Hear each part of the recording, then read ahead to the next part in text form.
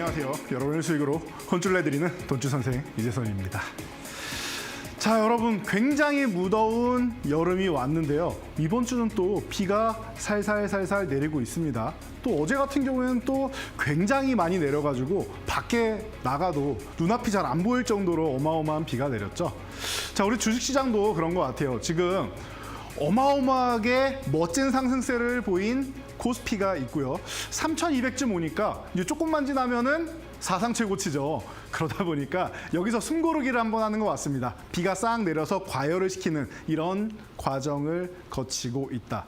이런 와중에 코스피가 살짝 쉬는 사이에 코스닥이 살살살살 올라오기 시작하고 있죠. 여러분들이 이런 기류를 감지해야 된다는 겁니다. 제가 계속 말씀드리지만 우리 시장은 순서라는 게 있고 그리고 트렌드라는 게 있습니다. 이 두 가지가 맞물릴 때 폭발적인 수익률이 발생을 하게 되는데요. 이미 우리가 상반기에 준비해놨던 것을 통해서 7월까지 연결이 되면서 멋진 수익이 일어나고 여러분들이 10배거를 가기 위한 발판이 아니라 초석 정도가 아니라 이미 한 절반 정도는 이루는 이런 기염을 토하는 성과를 내고 있습니다. 이미 벌써 760포인트가 넘는 SMG 엔터부터 시작해서 300포인트 이상 종목이 수두룩하게 나오고 있고 200포인트 돌파하는 종목들도 계속 등장하고 있습니다. 여러분들이 얼만큼 시장이 좋은지를 계좌로 느끼실 수 있는 구간이다라는 겁니다. 또 지난달부터 해서 하반기 대비해서 포트폴리오 교체하신 분들 같은 경우에는 아마 7월 초에서 지금까지 살짝 소강 상태일 수 있어요. 약간의 수익은 붙지만 포트폴리오 교체해놨더니 바닥권에서 올라가야 되는 종목들이 조금 덜 오른다거나 아니면은 내가 예상한 것보다 조금 못 미쳤다거나 하시는 분들이 있을 텐데요. 그런 분들 오늘 잘 들으셔야 됩니다. 지금 많이 달려온 종목들을 다시 사야 되는지 아니면 바닥권 종목을 사야 되는지 제가 명확하게 알려드릴 테니까요. 여러분들이 오늘 시장 집중해 주시고 그리고 지금 구간에서 어떤 종목들을 여러분들이 새로 포트폴리오를 구축한다라고 했을 때 새로 시작할 수 있는지 지금 여유자금 있으신 분들 굉장히 많으실 거예요. 벌써 3,200인데 뭘 사야 되는지 모르겠다 하시는 분들도 오늘 제가 포트폴리오를 딱 구축해 드릴 테니까 공략주 몇 개 이게 아니라 포트폴리오를 구축해 드리는 거니까 딱 비중대로만 사시면 됩니다. 오늘 끝까지 집중하신다라고 이 모든 걸 가져가실 수 있으니까요. 여러분들 함께 하시기 바랍니다. 자, 먼저 10배거의 핵심은 트렌드다라고 누누이 말씀을 드렸습니다. 이 트렌드를 위해서 뭘 알아야 된다?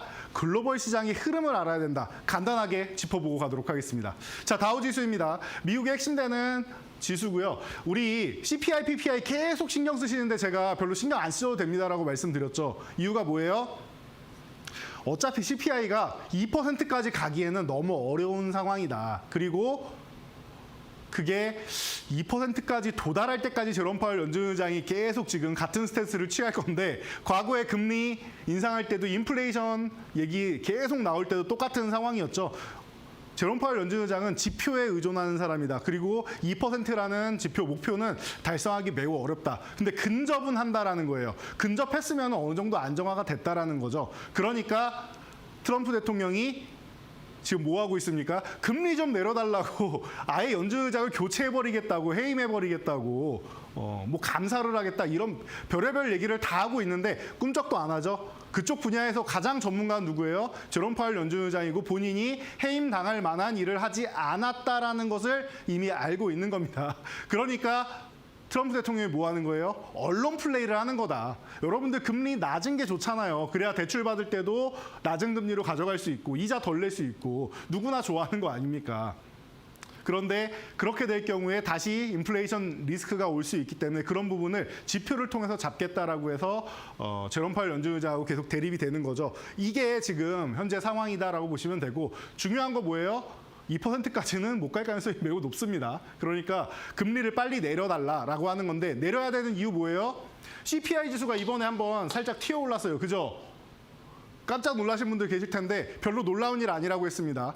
트럼프 대통령이 관세 정책을 저렇게 펼치게 되면은 일부 품목이라도 들어가고 이제 관세 뭐 10%는 그냥 적용하는 거 아닙니까? 그럼 물가가 당연히 올라가는 거예요, 여러분. 이 개념을 여러분들이 알고 계셔야 되고 4월이 아니라 이 수치는 빠르면 올해 6월 정도부터 튀어오른다라고 말씀을 드렸는데 5월에서 6월까지 요 사이라고 했는데 5월에까지는 괜찮았어요. 그런데 6월부터는 지표가 튀어오르는 게 당연한 겁니다. 왜 관세 때문이냐라고 물어보신다라고 하면요.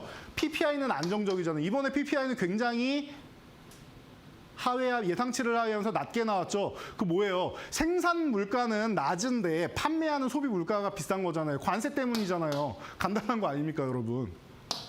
이 기본적인 개념 정도는 알고 가셔야 된다는 거예요. 물론 더 많은 것들이 있는데 가장 쉽게 설명드리면 이런 겁니다. 그래서 트럼프 대통령이 계속 화를 내면서 금리 인하에 대해서 열망을 올리는 거다 정도 보시면 되고, 근데 그런 거랑 상관없이 미증시는 어때요? 사상 최고치 코앞에 두고 있다. 지금 여기서 44,000포인트 지지력 테스트 받고 여기서 한번 튀어오르면은 사상 최고치 또 돌파하는 겁니다. 이렇게 보시면 되고, 나스닥은 기술주 쪽은 그냥 좋죠.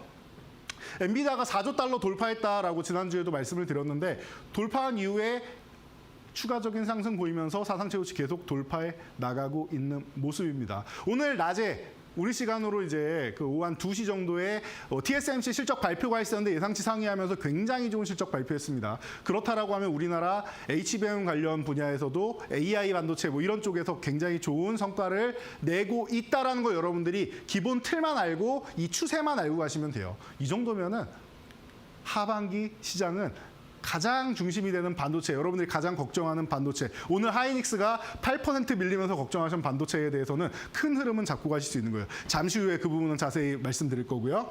자, 독일 닥스 지수입니다.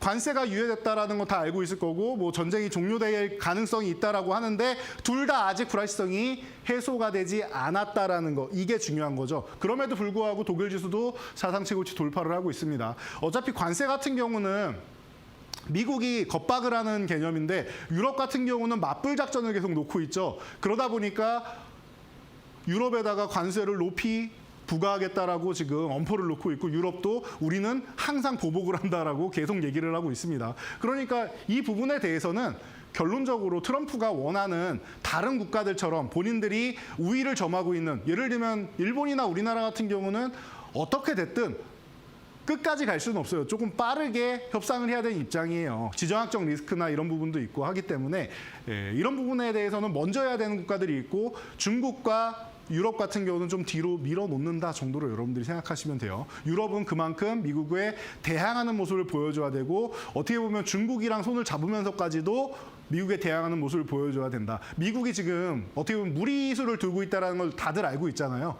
브라질만 가도 지금 브라질은 미국 상대로 교역이 1.7%밖에 안 됩니다. 그러니까 야, 니네 미국 그래 강한 건 맞는데 그렇다고 니네가 그렇게 강짜를 논다, 속된 말로 우리한테 그렇게 협박을 해가면서 무역 협상을 강제적으로 맺는 게 말이 되느냐. 우리는 안 한다. 니네가 잘못하고 있는 거다라고 대놓고 얘기하고 있죠. 브라질 대통령 같은 경우도. 룰라 대통령이 이렇게 얘기를 하고 나오니까 트럼프 입장에서는 빠르게 뭔가를 해결을 해야 되기 때문에 관세 협상도 좀 더디게 되고, 전쟁도 24시간 안에 종료시킬 수 있다라고 했는데 아직 반년이 지났는데도 아직도 해결이 안 되고 있는 모습에 초조한 모습 보이는 거예요. 그러니까 계속 금리 인하를 압박을 하는 거다. 이게 계속 돌고 돌아서 금리 인하 얘기로 계속 가는 겁니다. 이 정도까지 체크하시면 되고, 그래서 7월보다는 9월 정도에는 금리 인하한다. 뭐 2번 정도 인하한다 하니까 9월, 12월 인하한다 정도로 보시면 되고, 중간에 한 번 더 하면은 생각보다 금리 인하가 빨라졌구나 정도로 생각하시면 됩니다. 2번 정도 하는 게 지금은 정설이니까. 자, 그리고 중국. 사실 이 관세를 부과하겠다라는 게 타겟이 원래는 중국이었죠. 트럼프 1기 때도 중국의 화웨이를 아예 무너뜨리겠다라고 하면서 화웨이 대상으로 하고, 틱톡 같은 경우도 지금 뭐 미국 쪽으로 넘겨라 이런 얘기 계속 하고 있잖아요. 그러다 보니까 중국이 대상인데 중국은 어떻게 했습니까? 부분 협상을 한 다음에 그냥 6개월 유예해버렸어요. 트럼프가 하는 게 지금 계속 이런 정책이에요. 본인보다 약한 나라들은 멱살 잡고 쥐어 흔든 다음에 도장 찍으시오라고 하고 있고, 그리고 중국이나 유럽이나 만만치 않은 나라들 같은 경우에는 계속 뒤로 밀어놓고 있는 실정이다 정도로 보시면 돼요. 그러니까 중국은 이미 트럼프가 없는 4년 동안 미리 준비를 많이 해왔고, 국채로 먼저 압박을 하고 히토르로 압박을 하니까 미국이 이 부분을 당장은 버틸 수가 없단 말이에요. 그러니까 이런 부분에 대해서 해결책이 나올 때까지는 미국도 중국에 대해서 어느 정도는 서로 만만치 않구나라고 얘기하면서 협상하는 게 조금 지연될 수 있다. 부분 협상으로 해서 지연될 수 있다. 추가적으로 유예할 수 있다라는 얘기까지도 지금 베센트 재무장관 입을 통해서 나오고 있죠. 이런 부분 정도 알고 가시면 될 것 같아요. 그래서 지금 중국은 내수 부양을 하고 있어요. 수출 쪽으로 해서 미국이 자꾸 부담을 주면은 내수를 부양하겠다라고 얘기를 하고 있는 겁니다. 이 정도까지 체크를 하시면 될 것 같고, 일본 같은 경우도 우리나라랑 같이 관세 협상이 임박했다라는 거죠. 그런데 조금 난항을 보이고 있다. 일본 총리가 과거의 아베 시절과는 다르게 이번에는 조금 미국의 태도에 굉장히 좀 불쾌감을 내비추고 있습니다. 그래서 이제 뭐 새로운 체제 같은 경우에서는 이제 과거에 아베 같은 경우는 트럼프가 무시하면서 뭐 패싱도 하고 여러 가지 이슈가 많이 있었죠. 굉장히 자존심 상하는 일이 많이 있었는데 그건 좀 너무하지 않았냐라고 하면서 그때는 이제 일본 경제가 바닥을 칠 때였고 이제는 어느 정도 좀 끌어올려지고 있다 보니까 일본도 이제 어느 정도는 이제 자존심을 조금은 세워달라라고 얘기를 하고 있습니다. 외교적인 부분에서 얘기하는 거니까 결론적으로는 협상을 할 수밖에 없습니다. 우리나라도 마찬가지죠. 자, 그래서 상법 개정도 지금 잘 진행되고 있고 잘 진행되고 있다라기보다는 일부 진행되고 있는 거죠. 순차적으로 계속 진행해 나가야 되는 겁니다. 관세가 유예됐는데 우리는 그래도 일본보다는 조금 빨리 될 것 같다라는 얘기가 나오고 있죠. 이런 부분이 불확실성이 해소되는 부분 아니겠습니까? 불확실성이 해소된다라고 하면 하반기에도 좀 긍정적인 요소를 만들 수 있다. 8월까지 해가지고 부분 협상 정도를 한 다음에 그 이후에 완전 협상을 넘어가던가 아니면 8월까지 뭐 완전 협상이 된다라고 하면 불확실성이 좀 빠르게 해소된다 정도로 여러분들이 체크하시면 됩니다. 이 정도까지가 우리나라에 관련된 이슈다 볼 수 있고, 그리고 지금 사상 최고치 계속 돌파하면서 3,200 돌파 시도하고 있죠. 조금만 더 가면 사상 최고치입니다, 여러분. 그러니까 빠르게 올랐으니까 숨고르기 한번 이 구간에서 횡보를 했죠. 그리고 지금 다시 한번 숨고르기를 하고 있는 거다라고 보시면 될 것 같아요. 그리고 제가 계속 말씀드리지만 지금 여름이죠. 여름에는 여러분들도 휴가를 가듯이 펀드 매니저들이나 외국인들도 휴가를 갑니다. 외국인들 같은 경우는 좀 더 길게도 가요. 보름이 아니라 그 이상도 다녀올 수 있습니다. 그렇기 때문에 비중을 조금 조절해 놓고 가면은 편하다. 그럼 비중 조절할 때 뭘 비중 조절을 하면 좋아요? 못난이 종목 일부하고 그리고 수익이 많이 난 종목 일부하고 해서 같이 비중을 조금 줄여놓으면은 마음이 편하다라는 겁니다. 그래서 제가 많이 오른 종목들은 이제 차익 실현을 조금 여러분들도 일부라도 해놓고 휴가를 다녀오시면 편안합니다라고 누누이 말씀드리고 있죠. 이 정도까지 체크를 하시면 될 것 같고요. 코스닥이 아직 못난이다라고 말씀을 드렸는데 제가 볼 때는 이제 시작이기 때문에, 그리고 코스피가 먼저 올라와야 된다라고 했어요. 작년 연말로 돌아가서 빠르게 말씀드리면은 1, 2월은 뭐가 세다? 코스닥이 세다. 그리고 나서 3월부터 조정 받아야 된다. 안 나오면 4월에 큰 위기가 온다. 작년 12월에 말씀드렸던 거죠. 11월부터 투매가 나와야 됩니다. 말씀드리고 12월 9일 날 블랙 먼데이에 투매 발생한 이후에 올해 상반기 전망을 이렇게 말씀드렸습니다. 그래서 4월에 큰 조정이 나와야 되는데 그 핑계가 뭐가 됐든 나올 거다라고 했는데 핑계는 관세 협상이 됐죠. 그래서 바닥까지 잘 내려왔고 사실 3월부터 조정받았는데 4월에도 위기설 말씀드린 대로 왔죠. 그리고 나서 여기서부터 움직일 때는 뭐가 움직인다? 조방원뿐만이 아니라 이걸로는 부족하기 때문에 지주사랑 금융주가 움직여야 됩니다. 즉 밸류업 관련주들이 같이 움직여야지 지수를 끌어올리는데 코스피가 먼저 가야 됩니다. 라고 말씀을 드렸습니다. 기억나시죠? 그래서 여러분들이 보시면은 코스피가 먼저 이렇게 달린 거예요. 초반에는 1월 효과는 코스닥이 누리지만 실제로 가능은 코스피가 먼저 저항을 돌파해서 날아가야 된다. 그래서 코스피는 이 2650포인트를 미리 돌파를 해서 지금 층층이 쌓고 있다라고 말씀을 드렸죠. 작년 연말에 증권사부터 시작해서 다들 목표치를 올해 목표치를 뭐 2,800에서 2,900 이렇게 세울 때 아니다. 3,000포인트도 지나가는 과정이고 뭐 올해는 아니지만 내년까지 해서 저는 4,000포인트 도전해도 이상할 게 없다. 그 구간은 도전이 충분히 가능하다라고 말씀을 드렸고 최소한 사상 최고치는 그냥 넘어간다라고 말씀을 드렸습니다. 올해 안에도 하반기에도 가능성은 보이는데 뭐 갈 때까지는 기다려 봐야겠죠. 적어도 내년까지 4,000포인트 뭐 가능성 있냐라고 다시 물어보신다라고 하면 저는 지금도 동일합니다. 여러분들도 작년에 2,400 깨려고 할 때 같은 경우에 그렇게 심리가 안 좋았을 경우에는 뭐 4,000포인트 제가 말씀드릴 때 무슨 말도 안 되는 소리냐, 사상 최고치도 말도 안 된다 말씀을 하셨겠지만 지금 3,200까지 올라온 구간에서는 30%도 안 남은 구간입니다. 그러니까 여러분들 가시권에 있다라는 거예요. 대신 중간중간에 숨고르기는 좀 필요하다라는 거죠. 자, 그런 측면에서 코스피가 먼저 올라왔어요. 자, 뭐라고 해요? 형님이 먼저 간 다음에 그 다음 동생이 끌어올려지고 앞서거니 뒤서거니 하면서 같이 움직여주는 게 제일 좋은 거다. 형님이 좀 쉴 때 동생이 움직이고 이렇게 움직일 거다 말씀을 드렸죠. 그래서 남은 거보다 최종적으로 남은 건 거래대금 하나 남았습니다. 코스피가 지금 14조 원 정도의 일일 거래대금을 기록하고 있는데 코스닥은 아직 6조 원 정도밖에 안 돼요. 아직 반도 안 됩니다, 여러분. 그래서 코스닥은 그래도 최소 8조 원 넘어야 되고 한 10조 원 수준까지만 가면 한 9조에서 10조 원 정도 수준만 가면 코스닥도 지금 코스피가 날아간 거 못지않게 멋지게 움직일 수 있습니다. 그러니까 여러분들 코스닥 걱정하실 필요가 없다라고 말씀드렸고 코스닥 시총상위 종목을 여러분들 잘 보시면은 제가 그동안 말씀드렸던 종목들이 대부분 다 포진되어 있을 거예요. 시총상위가 아니었음에도 불구하고 올라온 종목들도 있고요. 그리고 시총상위 쪽에서도 최상위권으로 끌어올린 종목들도 있습니다. 이런 종목들이 계속 순위를 갱신해 나가고 본인들의 시가총액을 갱신해 나가면서 움직일 거예요. 그래서 여기까지 여러분들이 보시면 되고 만약에 이 3분기에서 4분기 사이에 2차 전지주까지 움직인다라고 하면은 거래대금 14조 원까지도 터질 수 있어요. 지금 코스피 거래대금만큼 터질 수도 있습니다. 2차 전지가 터지기 전까지는 한 10조 원, 9조에서 10조만 해도 괜찮고요. 한 11조 정도 되면 아주 나이스하다 정도 보시면 되고 2차 전지 터지기 시작하면 14조 원도 넘어갈 거다 정도까지 체크하시면 될 것 같아요. 그래서 남은 건 거래대금 하나 남았고 코스닥은 기대감이 굉장히 큰 게 뭐냐? 이제 780 넘어간 거예요. 코스피로 치면 2650 넘어간 거랑 똑같아요. 넘어가서 이제 800포인트 넘어서 이제 막 달려가고 있죠. 코스피가 쉬니까 코스닥이 움직이네요. 이 흐름을 여러분들이 아셔야 돼요. 아직 거래대금이 안 붙어가지고 폭발적으로 올라가지는 못했지만 나 움직입니다라고 지금 신호는 보내고 있어요. 이 시그널을 여러분들이 받으셔야 됩니다. 그래서 내 포트폴리오에 적용을 하셔야 돼요. 그 방법에 대해서 오늘 알려드릴 테니까요. 여러분들 오늘 끝까지 집중하시고 여러분들이 어떤 마음가짐으로 하실 건지 이런 부분에 대해서 좀 적으면서 보시면 좋을 것 같아요. 여러분들이 뭐 컴퓨터라든지 아니면은 뭐 PC라든지 노트 하나 준비해가지고 끝까지 한번 달려볼 테니까 잠시 후에 여러분들 섹터까지 함께 살펴보도록 하겠습니다.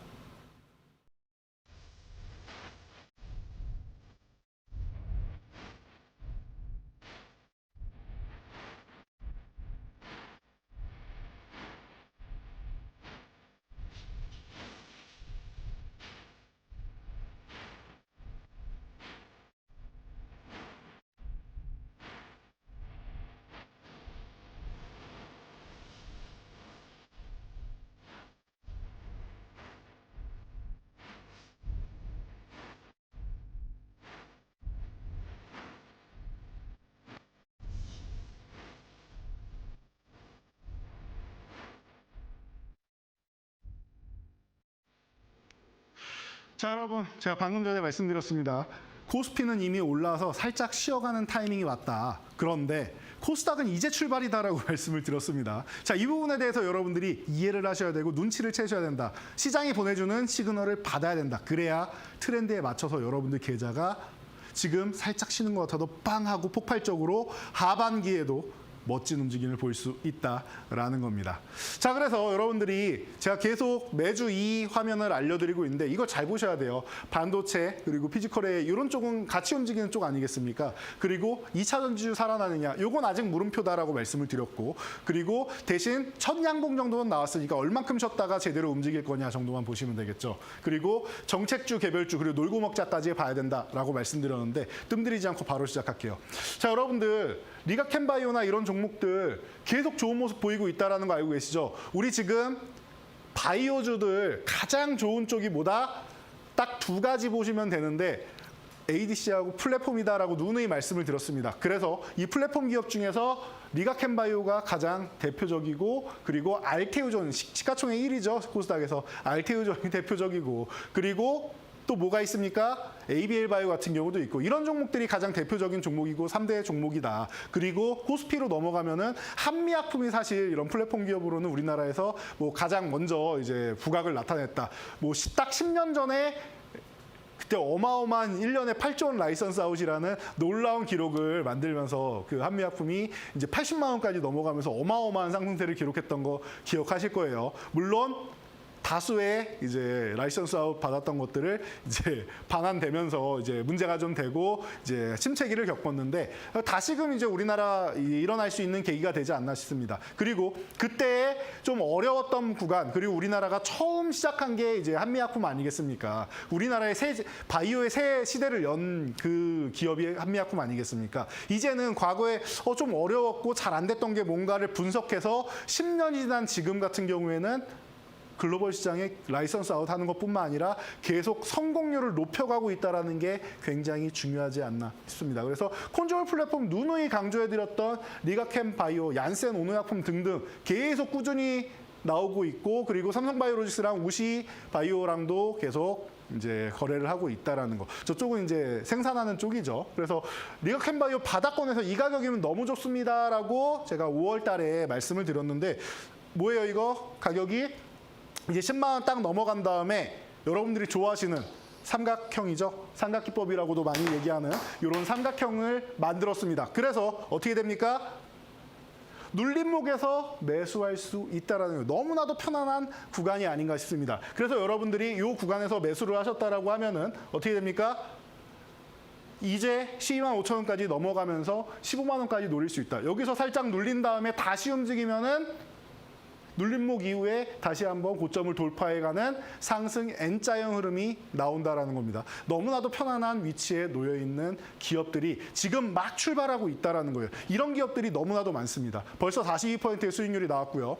그동안 뭐 인벤티지랩 같은 경우는 사실 이쪽도 어떻게 보면은 이제 소형주 중에서는 이제 그 플랫폼 기업이다라고 얘기를 할 수 있는데요. 뭐 마이크로 기술 쪽을 적용을 해가지고 이 기업이 이제 지금 저도 관심이 좀 있습니다라고 말씀드렸는데 요즘 운동하니까 살이 조금 빠지긴 하네요. 여름이라 빠지는 건지 운동해서 빠지는 건지 모르겠는데 비만 치료제 쪽에 주사제는 저는 좀 부담스럽고 경구용이나 패치제가 있으면 저도 좀 이제 사용해 볼 용의가 조금은 있다라고 말씀드렸습니다. 부작용이랑 이런 걸 확인해야 되기 때문에 무조건 쓰겠습니다는 아니지만 생각은 있다라고 기존에 말씀을 드렸습니다. 자, 그랬더니 경구용 치료제로 해서 우리가 잘 아는 위고비를 경구용으로 만들었더니 리벨소스가 흡수율이 너무 낮은 겁니다. 0.33. 너무 낮은 흡수율 때문에 문제가 돼서 이걸 어떻게 올리나 봤더니 이 인벤티랩의 기술력을 통해서 어떻게 됐어요? 73배가 늘어나게 됩니다.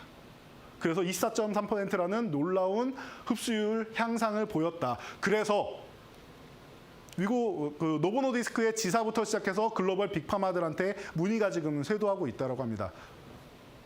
우리가 3월 13일 날 사실 1월부터 교육을 해드렸고 3월 13일 날 여러분 타이밍이 왔습니다 말씀드렸죠. 한 차례 올라온 다음에 유지 못했으니까 쉬었다가 지금 15,000원 아래면 무혈입성이다. 지금 14,550원 너무나도 좋은 가격인다 말씀드린 다음에 벌써 300%가 넘게 올라왔다 말씀을 드렸죠. 그리고 나서 이 구간에서 제가 너무 과열됐으니까 조금 한 번 정도는 여러분들 쉬셔야 됩니다 말씀드렸고, 제가 말씀드렸죠. 요거 여러분들 주의 종목, 경고 종목 들어간 다음에 어떻게 돼요? 이 거래일 뒤에 40% 이상 종가 기준으로 40% 이상 상승해서 마감하면 거래 정지됩니다. 거래 정지되는 날도 여러분들께 말씀드렸습니다. 여러분 다음 날 상승세가 아마 유지되기가 어렵거나 할 테니까 윗골이 달거나 할 테니까 올라간다라고 하면은 분할로 정리하시면 좋습니다. 추후에 매수 타이밍 다시 잡아드리겠습니다라고 말씀드렸죠. 여러분들이 다시 잡으면 되는 거예요. 그러니까 욕심 부리지 말고 정리를 할 땐 정리해야 된다라는 겁니다.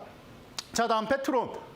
오늘까지도 굉장히 좋은 모습을 보이는 펩트론이었습니다. 이 종목 같은 경우에도 기존에 저희가 이 말로 없는 코너에서 여러분들께 설명드리면서 3루타 종목으로 호타준족이고 멀리 갈 수 있는 종목이고 여러분들 핵심 기술력을 보유한 펩타이드 기술력으로 가장 좋은 기술력을 보유했습니다. 누누이 말씀을 드렸는데 어떻게 했습니까? 지금 95,000원에서 우리가 체크한 다음에 벌써 200%가 넘어요. 오늘까지도 움직이고 있는데 비만 치료제 시장 그리고 플랫폼 시장은 꺾이지 않는다라고 누누이 말씀드렸습니다. 지금 가장 핫한 시장이고 글로벌 시장에서 가장 집중하고 있는 시장이니까 여러분들이 보셔야 된다. 이게 트렌드예요.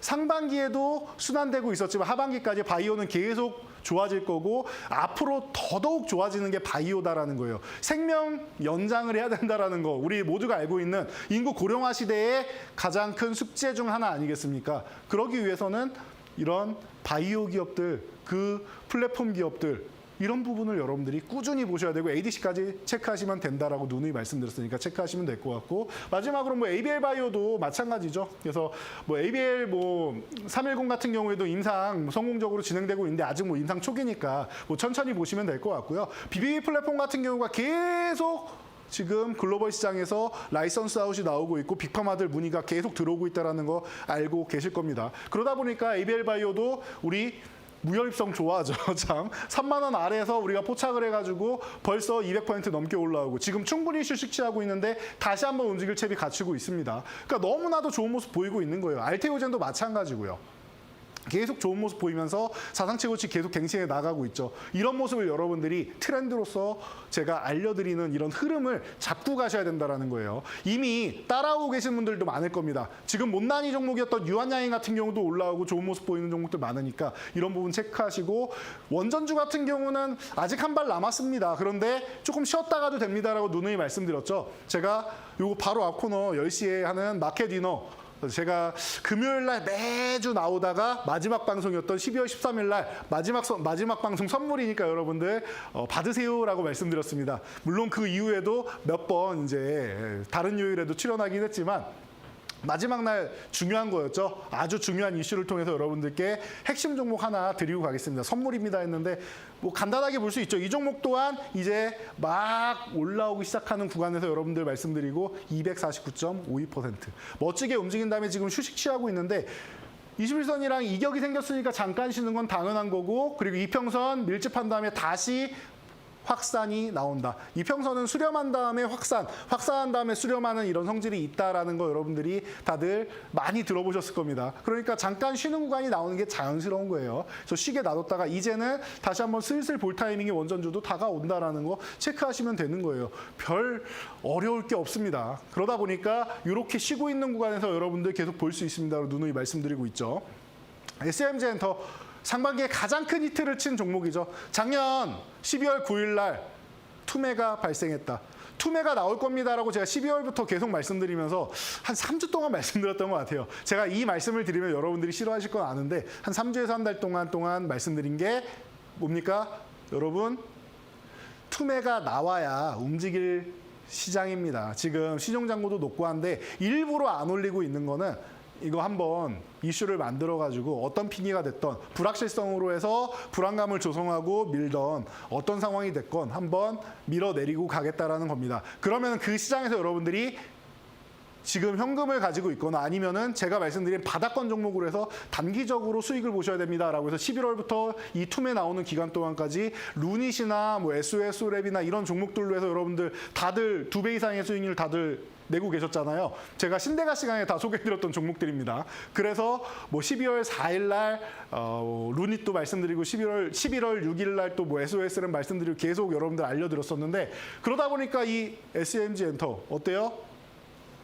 이 종목 같은 경우도 여러분 12월 9일 날 툼에 나오기 직전이죠. 12월 6일 날 금요일 날 밤에 여러분들 아마 월요일 정도까지 추가 하락이 나오면 아마 투매가 나올 것 같습니다. 말씀드리면서 핵심 종목으로 말씀드렸고, 12월 9일 날 당일 날에도 오후 2시 20분에 말로 없는 시간에 나와서 여러분들 추가적으로 조금 더 밀려도 걱정하지 마세요. 아래 꼬리를 달거나 아니면은 갭으로 빠르게 뛰어갈 겁니다. 왜? 투매 이후에는 개인 투자자분들이 바닥에서 못 사게끔 하기 위해서 항상 그런 전략을 여태까지 펼쳐왔다. 바닥에서 아래 꼬리를 공포 구간을 만들고 길게 달거나 아니면은 갭으로 뛰어가지고 아이고 어제 살 걸 하는 생각하는 시기에 양봉으로 해서 쭉 세워서 날아갈 겁니다라고 말씀을 드렸죠. 그 타이밍에 여러분들이 사야 되는 종목을 이틀 내내 말씀드린 게 SMG 엔터예요.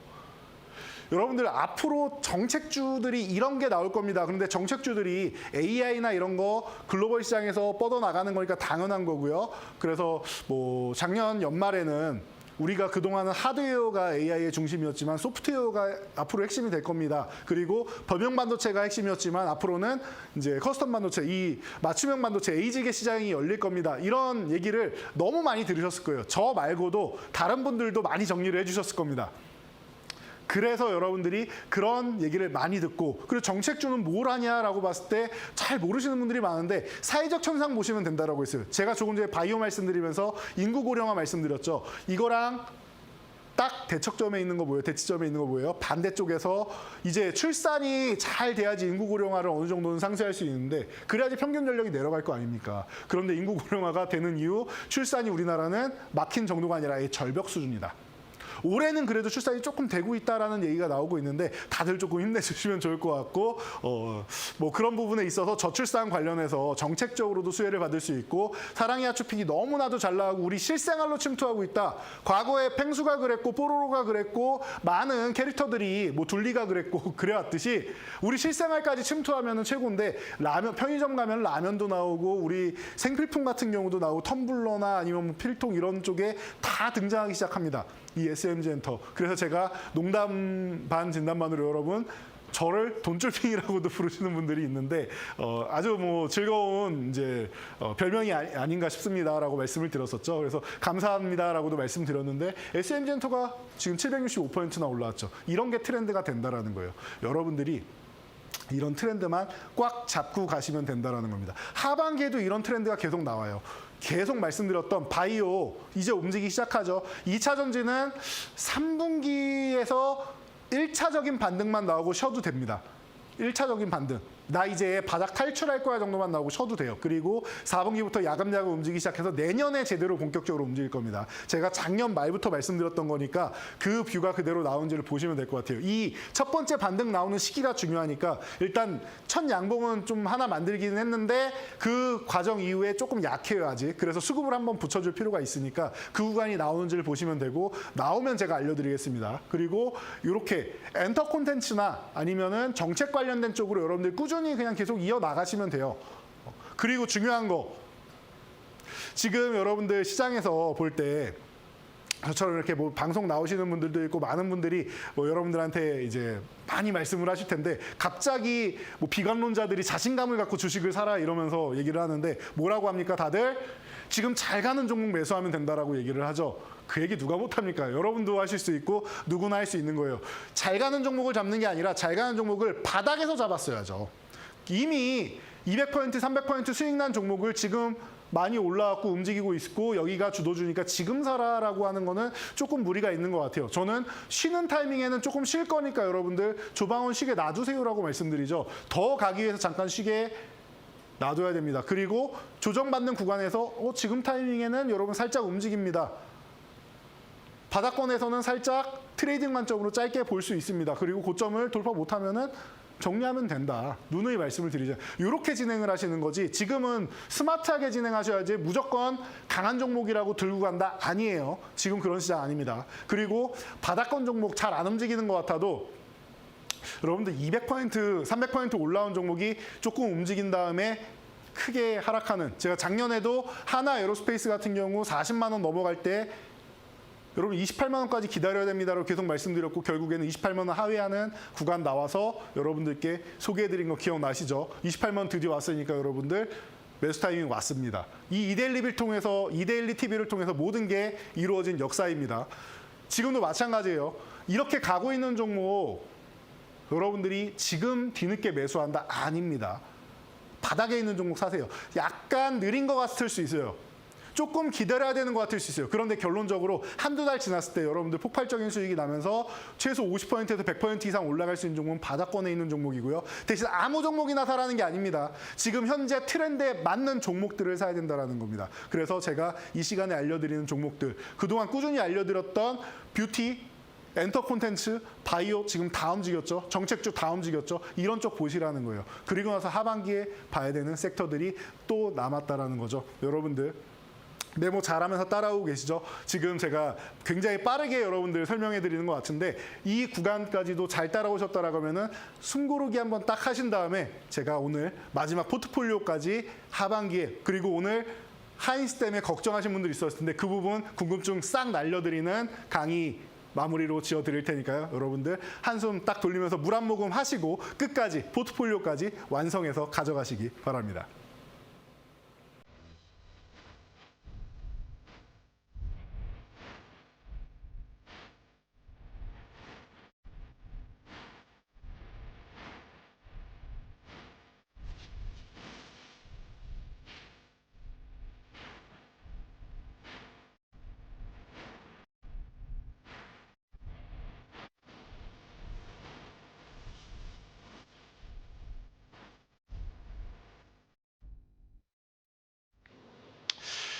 네, 여러분. 물 한 모금하고 이제 숨 돌리셨죠? 지금부터 잠깐만 지금 한 15분 정도만 집중하시면은 굉장히 큰 걸 얻어가실 수 있습니다. 자, 뜸들이지 않고 바로 시작합니다. 주도주는 이미 교체했다라고 말씀드렸어요. 어떻게 교체되느냐? 조방원이 잠깐 쉬는 거예요. 끝난 거 아니라고 했습니다. 잠깐 쉰다라고 말씀드렸습니다. 그리고 금융주 같은 경우도 최근에 증권사 리포트나 이런 거 나오면서 많이 올라왔다라고 하면서 살짝 쉬는 리포트 나오고 있죠. 자, 주도주는 이미 교체했다라고 했습니다. 그런데 SK하이닉스가 오늘 8% 급락이 나왔어요. 이유가 뭐예요? SK하이닉스가 이렇게 실적이 계속 좋아지고 있는데 실적은 계속 좋아지는 거 확인되잖아요. 그리고 이미 74.97%나 올라왔으니까 여기서 숨고르기 한번 하는 핑곗거리 정도가 되지 않나 싶어요. 지금 30만 원 돌파를 지금 이렇게 어떻게 보면 또 이중천장 모양 예쁘게 만들었잖아요. 그리고 나서 살짝 쉬는 구간 만드는 거다 정도로 보시면 돼요. 실망하실 필요 없습니다. 왜 그런지에 대해서 제가 지금부터 알려드릴게요. 자, SK하이닉스 투자 관점 뭐라고 했어요? 글로벌 HBM 점유율 1위다. 그리고 지난해 8월부터 해서 M7에서 커스텀 HBM 문의를 꾸준히 하면서 샘플을 받아갔다. 그리고 실제로 지금 주문이 들어오고 있잖아요. 이 부분 여러분들이 기억하실 겁니다. 차세대 반도체 CXL이나 유리기판이나 이런 뭐 소캠 같은 경우에도 기대감이 높다라는 거 정리 딱 해드렸죠. 자, 그러면 문제가 뭐냐? 자, 보세요. 골드만삭스에서 올해 1월에 이렇게 얘기를 했습니다. HBM 상승세가 너무 좋다. 2026년까지는 HBM 상승세는 지속된다라고 딱 6개월 전에 골드만삭스에서 얘기를 했습니다. 6개월 전 얘기예요. 골드만삭스 리포트가. 자, 그래서 뭐라고 했냐면은 왜 확장이 되냐면은 AI 서버 구축이 확장된다라는 거예요. 맞죠? 오늘 TSMC 실적 발표할 때도 나온 얘기입니다. HBM 점유율 확대된다라는 겁니다. 뭐 점유율이 확대되지 않더라도 지금 정도만 어느 정도 유지되더라도 캐파가 점점 커지는 거 아닙니까? 그러면은 좋아진다라는 겁니다. 자, 그리고 이 SSD 시장이 빠르게 성장하고 있다라는 거 계속 얘기 나오고 있는 거고, 그리고 범용 DRAM 쪽이 3분기 정도까지, 상반기까지는 안 좋을 거고 길어지면 이제 뭐 3분기 정도까지는 안 좋을 수 있다라고 했는데 이거 생각보다 빠르게 회복되고 있죠. 그러다 보니까 이 부진 3분기까지 이어간다는데 이것도 핑계가 될 수는 없어요. 6개월이 지난 지금 뭐라고 하는지 보자고요. 자, 올해 7월이 됐습니다. 1월에서 딱 6개월 지났어요. 2026년에 불확실성이 커진대요. 아니, 굉장히 좋다라고 다니면 어떤 불확실성이 커지는지 우리 한번 보자고요. 자, HBM의 경쟁이 격화된다라는 표현을 씁니다. 경쟁이 격화된다. 아, 맞아요. 경쟁은 계속 나오겠죠. 마이크론도 발전하고 삼성전자도 발전할 거니까. 그런데 제가 항상 말씀드리는 엔비디아랑 하이닉스랑 시작부터 지금까지 계속 공조를 해왔죠. 그럼 어떻게 됩니까? 서로 간에 호흡이 맞아요. 노하우가 있어요. 여러분, 옛날에 그 농구팀 중에 마이클 조던, 피펜이나 뭐 이런 사람들이랑 눈빛만 봐도 알 수 있고 눈빛을 안 봐도 이 사람이 어떤 코스로 가면은 어디에 있으면 공이 온다. 이런 게 서로 사인을 보내지 않아도 다 된단 말이에요. 처음에 드리블, 첫 번째 드리블하는 첫 스텝 하면서 눈치 한 번만 주고받으면은 서로 안단 말이에요. 그 정도의 호흡이 맞는데 갑자기 다른 공급사로 계속 바꾼다? 그건 말이 안 되죠. 하이닉스의 기술력이 확 떨어지면 모르겠는데 그럴 가능성은 현재까지는 보이지 않는다라는 거예요. 그래서 경쟁 격화되는 건 좋아요. 그런데 아직까지 HBM4까지는 하이닉스가 압도적으로 앞서간다. 그러면은 내년까지는 이 경쟁 격화가 돼도 하이닉스가 앞서가는 거는 자연스러운 일이에요. 이거는 조금 과하지 않나라고 보고요. 가격 주도권이 고객사의 우위로 가져간다. 경쟁이 심화되면 요거는 나올 수 있는 일이죠. 그런데 가격적인 건 제가 잠시 후에 설명드릴게요. 자, 2026년에 HBM 가격이 하락한다. 이것도 같은 얘기죠. 가격 주도권 얘기니까 잠시 후에 보여드릴게요. 주가 의견 하향, 그래서 매수 의견을 중립으로 돌렸습니다. 그래서 주가 의견을 좀 하향했다. 30만 원 왔는데 이제 막 사상 최고가 다시 한번 돌파하고 있는데 엔비디아 4조 달러를 돌파하고 있고 TSMC 고고행진하고 있고 실적 계속 좋게 나오는데 하이닉스만 안 좋을 거라는 얘기잖아요. 뭔가 조금 이상하죠. 자, 월 생산량 계속 말씀드렸습니다. 2023년에 3만 장으로 시작해서 그 다음에 작년에 10만 장, 올해 14만 장이었는데 하반기에는 17만 장까지 올라간다. 이게 브로드컴의 3만 장이다라고 누누이 말씀을 드렸고, 그래서 연간으로 아니면 내년 정도까지 완판이 되는데 한 204만 장 예상된다라는 뭐 얘기가 있습니다. 아직까지는 추정치예요. 이 정도까지 보시면 돼요. 완판됐다라는 거. 그럼 내년에도 하이닉스가 나쁠 건 없어요, 지금.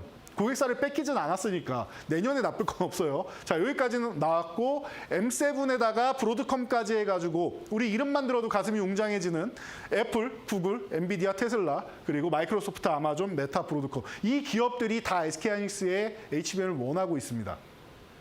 맞춤형 반도체 시장이 열려서 우리가 원하는 쪽으로 이제 테스트 샘플을 좀 갖다 줘라고 했는데 그거 다 공급하고 있잖아요. 그러면은 엔비디아에 공급하기도 지금 급급한데 물량이 힘든데 다른 곳까지도 더 줘야 되는 거예요. 그러면은 하이닉스가 주도권을 그렇게까지 잃어버리겠느냐라고 하면은 저는 아니라고 생각합니다. 아직까지 내년까지 그렇게 잃어버리지는 않을 거다라고 저는 보고 있습니다. 자, 그리고 엔비디아 시가총액 이렇게 꾸준히 올라가고 있다라고 말씀드렸잖아요. 제가 시기별로 이렇게 1조, 2023년 5월, 작년 2월에 2조, 작년 6월에 3조, 그리고 올해 7월에 4조를 돌파했다. 꾸준히 올라가면서 글로벌 시가총액 1위에 올라 있는 상황입니다. 자, 그런 상황에서 HBM 가격 1세대부터 그냥 가격만 여러분들 보세요. 대역폭이 이렇게 늘어나니까 제가 과거에도 뭐 DDR 램 같은 경우도 DDR4에서 5로 넘어가고 이러면은 한 30%에서 40% 가격 인상이 있다 말씀을 드렸죠. 그런 것처럼 가격 기준으로 시작은 150에서 200달러였는데 그 다음에 2세대는 200에서 300달러, 그 다음 300에서 500달러, 600에서 800달러, 지금 800에서 1200달러 이상 공급이 부족하니까 가격이 더 올라가고 있는 거예요. 그리고 나서 내년에는 1200에서 1800 플러스 알파를 예상하고 있습니다. 가격이 낮아지는 것 같으세요, 여러분? 골드만삭스 레포트에 뭔가 문제가 있지 않나라고 개인적으로 생각합니다. 물론 타당한 얘기들도 있습니다. 그런데 다시 한번 살펴볼 필요가 있지 않나라고 생각합니다. 객관성이 조금 부족하지 않나라고 생각해요. 6개월 만에 바뀌기에는 그렇게까지 지금 상황이 바뀌지 않았다라는 거죠. TSMC 실적도 좋습니다. 여러분들 제가 요거는 다 이제 여러분들이 같이 공부할 수 있는 쪽에 함께 할 수 있으니까 보시면 될 것 같고 순이익이랑 보면은 다 좋아요. 뭐 제가 핵심만 읽어드릴게요. 순이익 60.7% 성장했습니다. 그래서 예상치 큰 폭으로 상회했죠.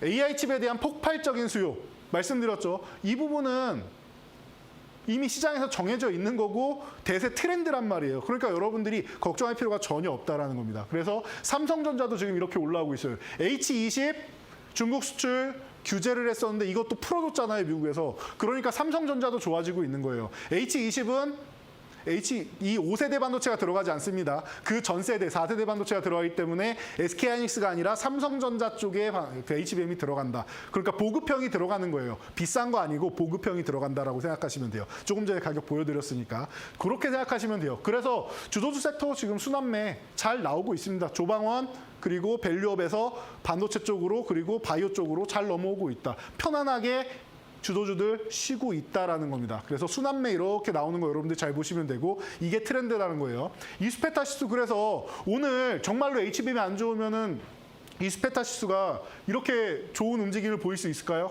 벌써 55.81% 올라간 다음에 오늘 쉬어야 되는데 안 쉬고 6만 원 위에 있죠. 안 쉬잖아요. 제주 반도체 같은 경우도 바닥권에 사서 우리가 지금 45% 이제 올라왔는데 지금 쉬고 있을 때 제가 요 구간에서 이렇게 여러분들 매수할 수 있다라고 말씀을 드렸습니다. 그리고 뭐 하고 있습니까?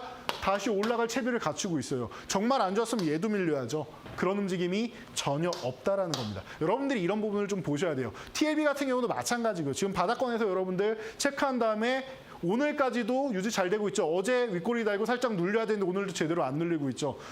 글로벌 반도체 시장은 나쁘지 않다. 흐름은 양호하다라는 게 보여지고 있습니다. 피로틱스 같은 경우가 36.95% 올라온 다음에 다시 쉬고 있는데 이런 게 이제 바닥권에서 다시 한번 모아갈 수 있는 종목이다. 이 정도까지만 여러분들이 보시면 돼요. 지금 시장은 나쁠 게 전혀 없는 시장이에요. 그런 상황에서 하이닉스의 악성 레포트가 나왔는데 괜찮아요. 우리가 모건 스탠리한테 과거부터 D램 계속 두들겨 맞던 거 우리 내성이 좀 있지 않습니까? 그러니까 여러분들이 그렇게까지 걱정할 만한 구간이 아니다. 걱정할 만한 시장이 아니다라는 거 다시 한번 말씀드릴게요.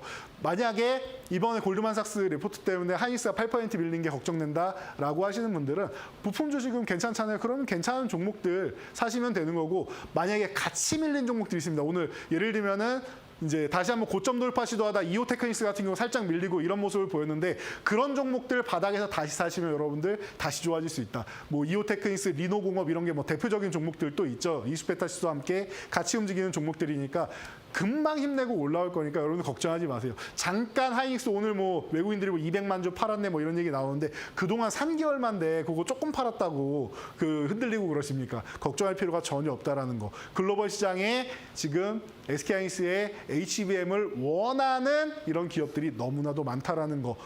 이 지금 M7의 브로드컴까지만 여러분이 체크하셔도 걱정이 없을 것 같습니다.